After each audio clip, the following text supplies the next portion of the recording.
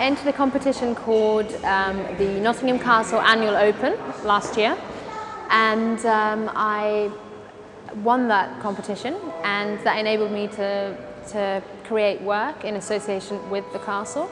I travelled to a place called Doha. I found a land that had the theatrical qualities that I was after in my work anyway, and I began photographing there over about six months period, and created this show called It's Almost Always Fiction in the End. In the Middle East, I think it's to do with the natural light that is there anyway. So you get different colour night skies that you don't get here.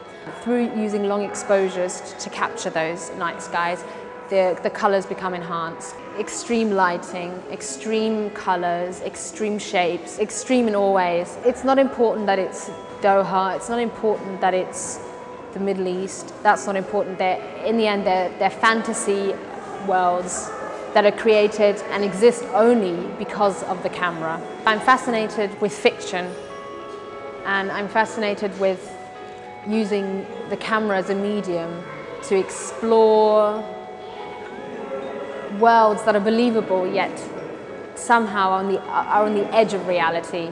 And that constructed element has always been a part of my work. I've always been a photographer who constructs rather than documents. It has a very theatrical quality about it. Especially with this new work in Doha, I didn't need to create because it was such an artificial place anyway, that there was so much artificiality there that I didn't need to interfere or manipulate as much.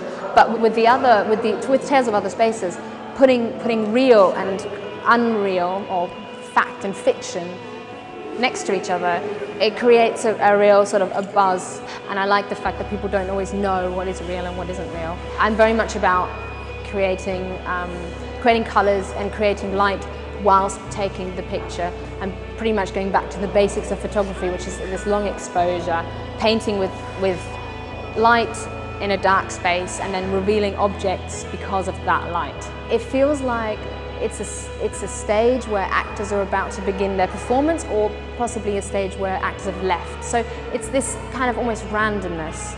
I want to give people the feeling that they can look at these pictures and be transported to a different world, a different place, a different reality. Take them away from the everyday and allow them some sort of romantic fantasy world to look into that world.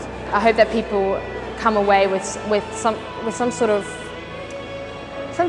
feeling that they've just experienced something that they don't see every day.